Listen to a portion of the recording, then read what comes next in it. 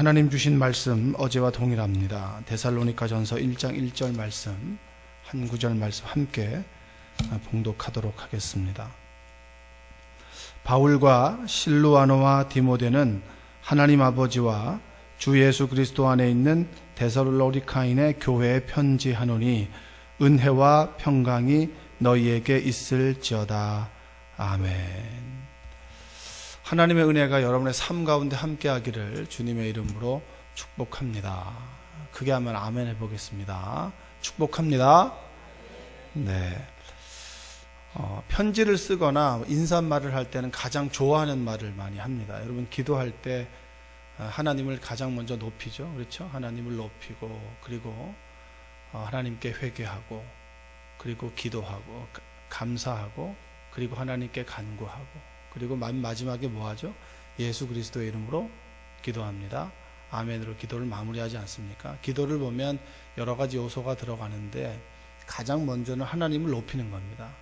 하나님을 높일 때 하나님이 어떤 분인가 그게 참 중요하죠. 그래서 저 같은 경우는 사랑과 은혜가 풍성하신 하나님 아버지 이렇게 얘기합니다.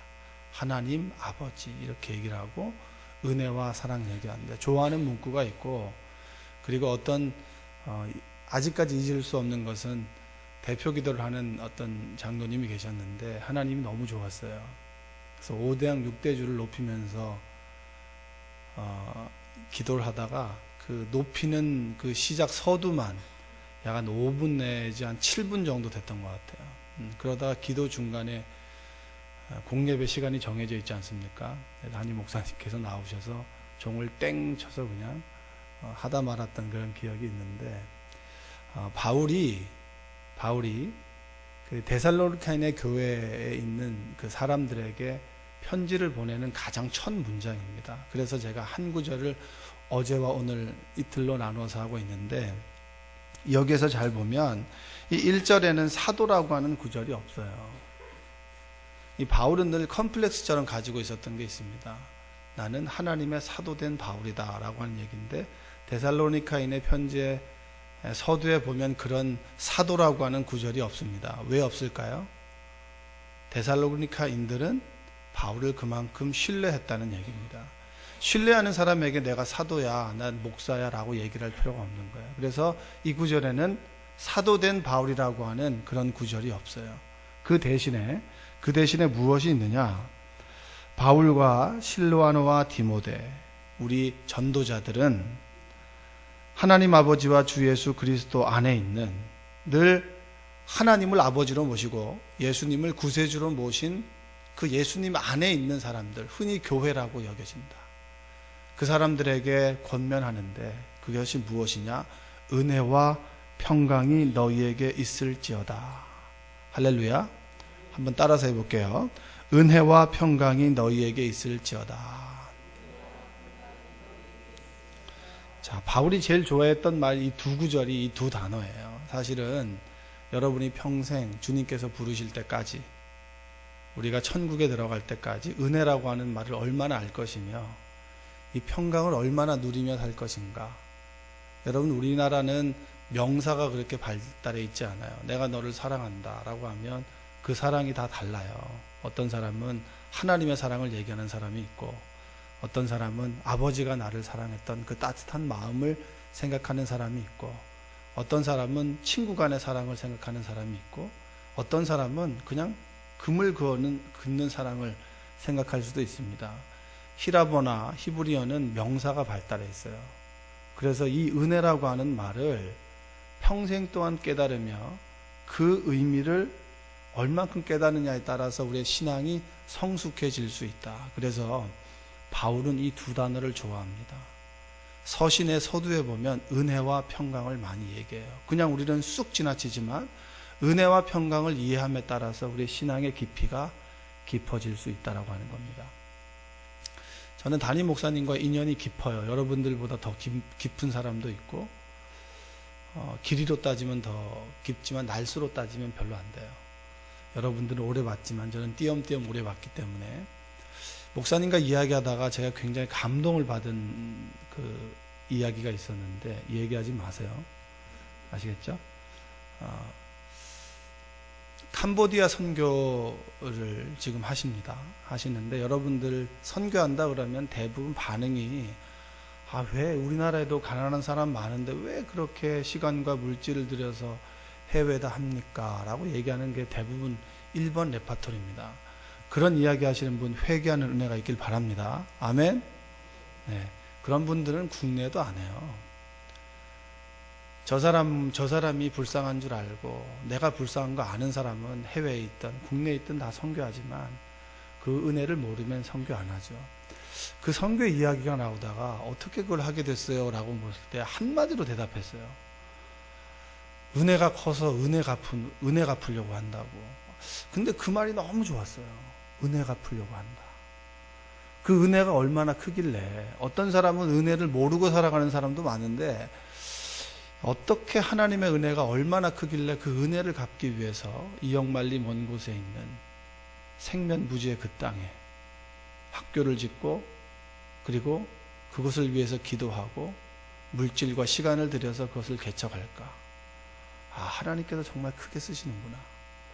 그러면서 하나의 기대가 되는 게 뭐냐면 그 은혜를 갚는 과정 속에서 하나님께서 소위 은혜를 얼마나 부어주실까. 여기 계신 분들 중에서는 은혜를 깨닫는 분도 계시겠지만 은혜를 받기 위한 분도 계시고 또한 그 은혜의 깊이가 너무나 커서 은혜를 갚는 분들도 계실 겁니다. 여기 같은 자리에 앉아 있다고 해서 같은 신앙을 가지고 있는 건 아니에요. 같은 자리에 있다고 해서 똑같은 하늘나라를 소망하는 것도 아닙니다. 그러나 이 시간에 은혜와 평강이라고 하는 그런 말을 통해서 여러분의 신앙의 방향과 마음가짐이 달라지길 원합니다. 자, 데살로니카인에게 은혜를 얘기합니다. 은혜의 의미가 뭐냐? 자, 은혜는 이렇게 얘기할 수 있습니다. 하나님께서 그리스도를 통해서 우리에게 주시는 값없는 은총입니다. 말이 어려워요. 말이 참 어렵습니다. 자격 없는 우리에게 주시는 하나님의 은총. 내가 받을 이유가 없고 자격이 없는데 나에게 주시는 은총. 쉽게 얘기하면 제가 교회에 처음 왔을 때 저한테 밥을 사준 사람이 있어요. 그러면 그 사람에게 제가 뭘 입은 거예요? 은혜를 입은 거죠. 밥 한 끼의 은혜를 입은 겁니다. 그럼 얼마나 그 사람 볼 때마다 좋아요, 안 좋아요? 좋죠. 밥 사주는데 싫을 사람이 어디 있겠습니까? 그게 은혜입니다. 그게 작은 은혜부터 시작해서 내 생명을 구원해 주신 은혜. 제 친구는 수능 날에, 제가 수능 세대거든요. 수능 볼 때 꼭 늦게 가는 애들 있잖아요. 경찰 사이카를 타고 갔습니다. 타고 갔는데 그 친구가 이제 중앙대 4년 장학생이 됐거든요. 제 친구인데. 근데 너무 고맙잖아요. 그래서 수능 끝나자마자 먹을 걸 사들고 그 경찰서를 찾아가가지고 나를 태워주신 그분을 찾아서 고맙다고 인사를 드렸습니다. 태워주신 분도 고마운데 인사를 한 제 친구도 참 좋은 사람인 거죠. 은혜를 누리며 은혜를 느끼며 살아간다. 그 은혜가 뭐냐면 하나님께서 인간이 되신 거예요. 할렐루야. 여러분, 하나님께서 인간이 되신다라고 하는 의미를 여러분 아십니까? 그걸 묵상해야 돼요. 그게 은혜의 시작입니다. 여러분, 개들의 삶을 이해하기 위해서 개가 되는 사람은 아무도 없어요. 여러분이 정말 애완견을 좋아하지 않습니까? 그 애완견을 이해하기 위해서 개가 되고 싶고 소가 되고 싶은 사람 계세요? 그거 쉽지 않습니다. 개를 개처럼 보고 인간이 개를 사랑하는 것이지 내가 개가 되고자 하는 사람은 아무도 없어요. 내가 정말 개미를 이해하기 위해서 개미가 되고자 해서 기도하는 사람은 없습니다. 하나님께서 인간이 되셨다라고 하는 것은 레벨이 다른 거예요. 소위 말하면, 쉽게 말하면 우리가 붕어가 되는 것과 비교할 수 없지만 그런 가치가 있는 겁니다. 하나님께서 우리를 이해하고 구원하기 위해서 인간이 되셨다. 그것이 바로 은혜의 시작이라고 하는 겁니다. 그리고 두 번째는 뭐냐?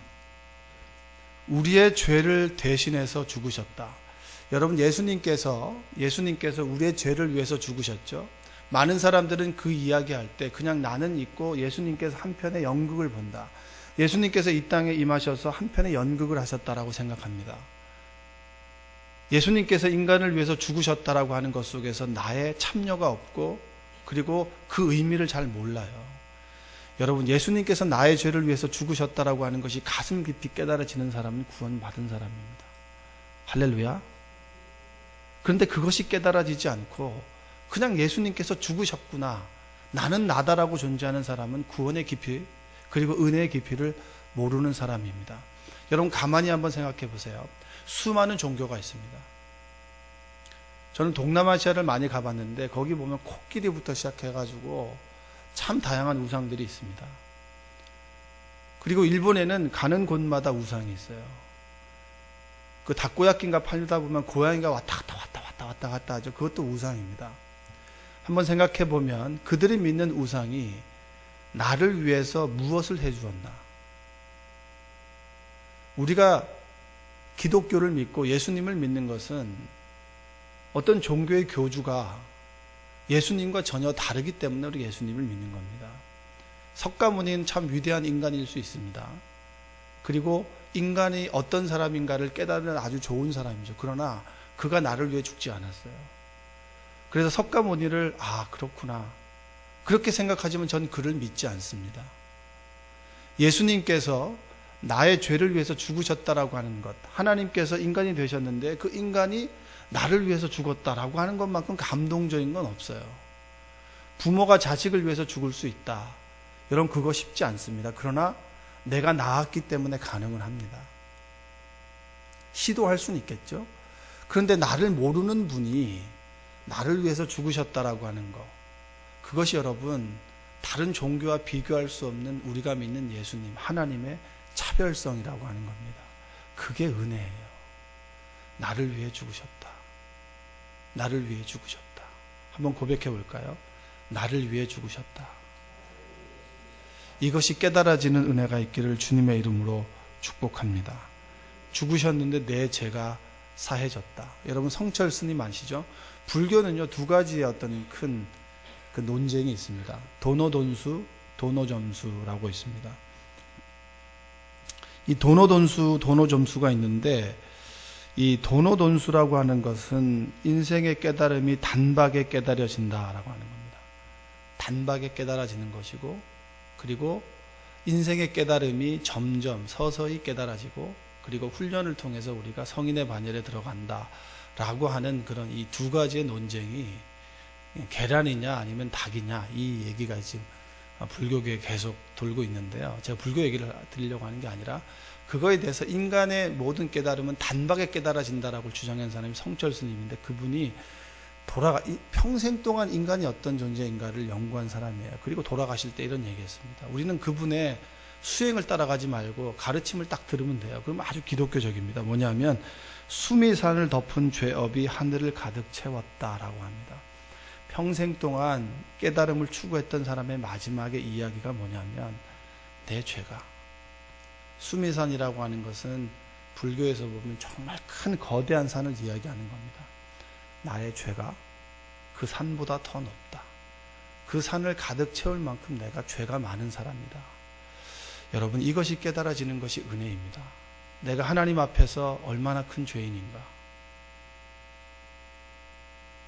내가 얼마나 큰 죄인인가, 그것이 깨달아지고 기도 가운데 하나님께서 깨우쳐 주시고, 그렇구나, 내가 이렇게 죄가 많은데 저 사람을 욕해?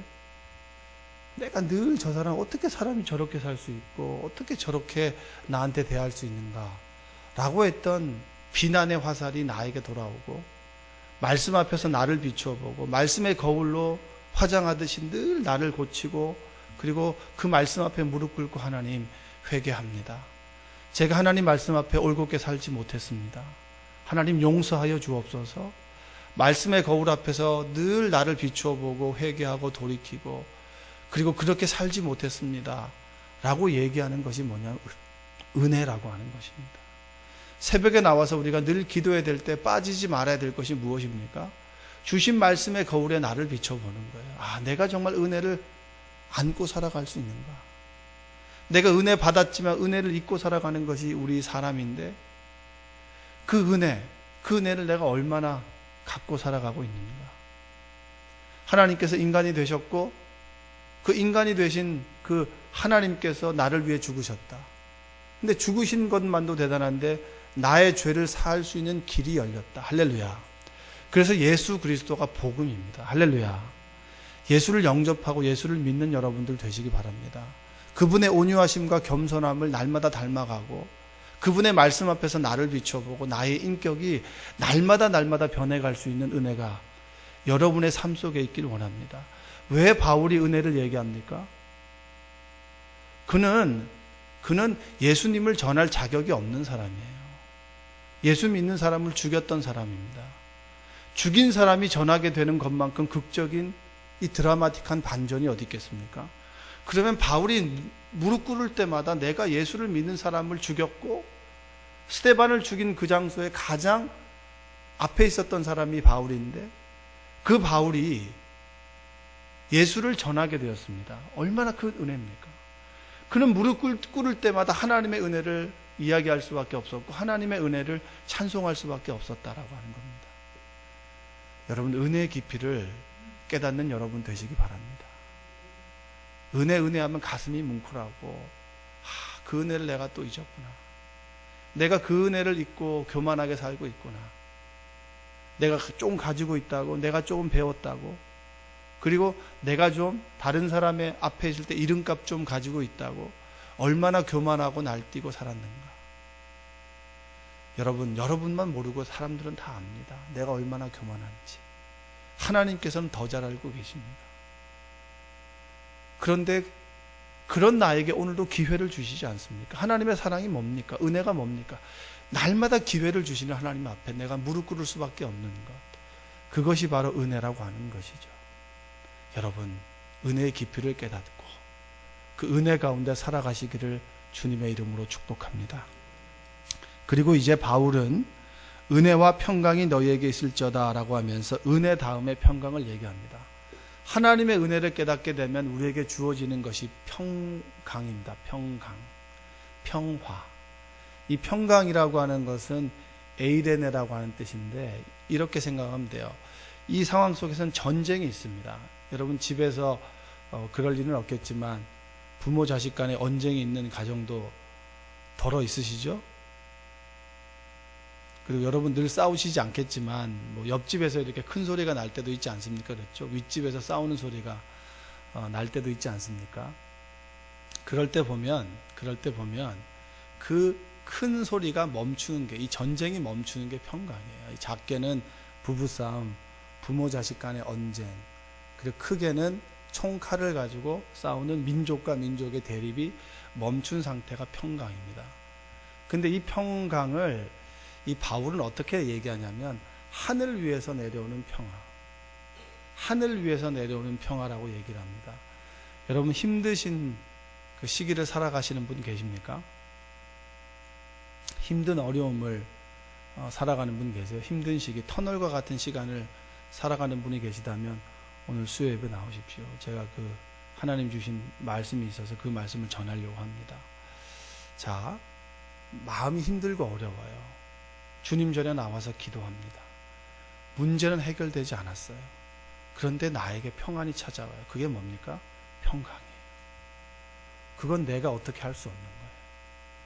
정말 불안하고 어렵고 힘들고 사업적으로 어렵고 관계가 틀어지고 병에 걸렸고 그런 어려움이 있는데 그 어려움 때문에 그냥 하나님 앞에서 눈물만 뚝뚝 흘리는데 왠지 내 마음이 평안해요. 그게 하늘로부터 주어지는 평강입니다. 은혜를 알게 됐을 때 우리에게 주어지는 것이 바로 평화, 평강이라고 하는 겁니다. 이 시간 새해 벽두에 춥고 피곤하고 힘든 시간 주님 전에 우선순위로 나오고 주님 앞에 나와 기도하는 여러분의 삶 속에 하늘로부터 임하는 평화로다. 하늘 위에서 내려오네. 제가 예배 인도하다가 이 찬양하면서 얼마나 울었는지 몰라요. 이 강원도 이 깡시골에서 이 전도사로서 이 목사 안수 받으려고 그 찬양하는데 교인들은 3명 있고 그리고 저녁이니까 얼마나 피곤하니까 조는 분도 계시고 근데 혼자 그 찬양을 부르는데 평화로다. 하늘 위에서 내려오네. 얼마나 그 찬양이 좋은지 몰라요. 여러분 하늘로부터 임하는 평화, 은혜를 아는 자에게 주어지신 하나님의 평안, 그 평안이 여러분의 삶 속에 있기를 원합니다. 그게 물결이 잔잔해지는 평화도 있지만 더 나아가서 무엇이 있냐면 하나님의 은혜를 깨닫고 하나님 주시는 평안과 기쁨이 있을 때 우리에게 찾아오는 비밀이 뭔지 아세요?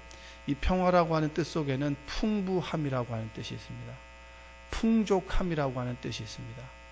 할렐루야. 여러분, 목사는 가난하게 살아야 되나요? 그리스도인들은 가난하게 살아야 되나요? 성경은 절대 그렇게 이야기하고 있지 않습니다. 목회자가 가난하게 살아야 된다고 성경은 절대 얘기하고 있지 않아요. 성경은 좋은 것 위에 더 좋은 것을 주는 것이 바로 하나님의 원리입니다. 가나의 혼인잔치 때 뭐라고 얘기하죠? 이 결혼식에는 좋은 포도주를 주더니 물이 포도주로 변한 사건 이후에 더 좋은 것을 주는구나. 하나님께서는 좋은 것 위에 더 좋은 것을 주시는 분이 하나님입니다. 하나님께서는 은혜와 하나님의 평화가 임한 이들에게 풍부함을 주신다라고 하는 겁니다. 풍족함을 주신다라고 하는 거예요. 그러면 한번 정리를 해봅시다. 바울이 데살로니가인의 교인들에게 그를 사도라고 의심하지 않고 정말 며칠 있지 않고 쫓겨났지만 그곳에 복음의 씨앗이 심겨지고 그들의 신앙생활을 해나가는 그 사랑스러운 사람들에게 너희들에게 은혜와 평강이 있을 것이다 라고 했을 때 그 은혜는 바로 하나님께서 인간이 되시고 그분께서 나의 죄를 위해 죽으셨고 그리고 그 죽으심으로 인해서 내 죄가 사했으며 내가 천국에 가는 길이 열렸다. 할렐루야. 그것이 은혜의 본질이라면 그 은혜를 아는 자에게 하늘로부터 임하는 하나님의 평안, 그것을 깨달은 자에게 주어지는 것이 뭐냐면 풍부함이라고 하는 겁니다. 여러분, 2018년이 밝아왔습니다. 2018년에는 여러분의 삶 속에 좋은 것 위에 더 좋은 것이 부어지는 축복이 있기를 주님의 이름으로 축원드립니다. 좋은 것 위에 더 좋은 것을 주시는 하나님을 신뢰하는 믿음을 갖게 되시기를 소망합니다. 그분이 우리가 믿는 하나님이고 그분이 우리를 인도하시고 구원하시는 예수 그리스도라고 하는 것이죠. 여러분, 데살로니가인의 교회의 교인들에게 바울이 했던 그 축복이 오늘 이 시간에 하나님을 믿고 하나님을 따르는 여러분의 삶 속에 함께 하시기를 주님의 이름으로 축복합니다. 여러분, 말씀을 기억하면서 우리 아까 불렀던